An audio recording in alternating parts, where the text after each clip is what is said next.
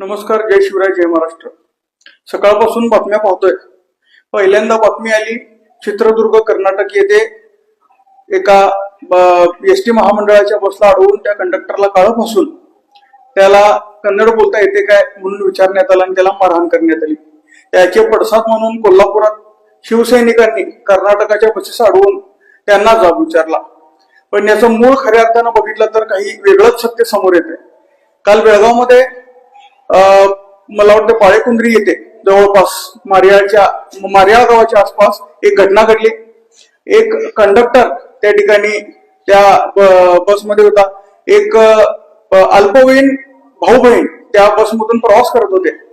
त्या मुलीनं काहीतरी 2 तिकीट त्या कंडक्टर कडून मागितले आणि नंतर तिच्या भावाचा पास असल्यामुळं 1 तिकीटच द्या असं काहीतरी सांगितलं. एवढं बोलल्यानंतर त्या कंडक्टरनं तिला शिवीगाळ केली, तिच्यासोबत गैरवर्तन केलं आणि याचे पडसाद म्हणून तिथल्या लोकांनी त्या कंडक्टरला जाब विचारला.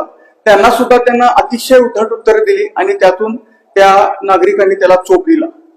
खऱ्या अर्थानं मारहाणीचं समर्थन आम्ही करत नाही, करणारही नाही. पोलीस प्रशासन आपली कारवाई त्या ठिकाणी योग्य पद्धतीने करतंय असा त्या ठिकाणी आम्ही माहिती घेतलेली आहे. या सगळ्या प्रकारानंतर या लाल पिवळ्या बेरोजगार संघटना परत एकदा रस्त्यावर उतरल्या.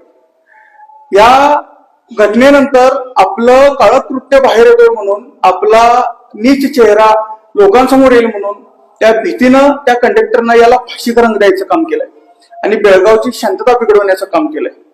त्यानं मला मराठी येते का नाही विचारले आणि मला मराठी येत नाही म्हटल्यानंतर त्यांनी मारहाण केली. अशा पद्धतीचं विधान करून आपण केलेल्या नीच कृत्यापासून पळ काढण्याचा एक सोपा मार्ग त्याने शोधला आणि या गोष्टीची शहानिशा न करता फक्त तिथं मराठी भाषिकांचा विषय किंवा उल्लेख आल्यामुळं ती गोष्ट खरी आहे की कुठे आहे हे न तपासता त्या लाल पिवळ्या संघटना कालपासून त्या ठिकाणी त्यांनी थैमान घातलेला आहे. एक तर पोलीस प्रशासनाला सुद्धा ते वाटेल ते बदलत आहेत.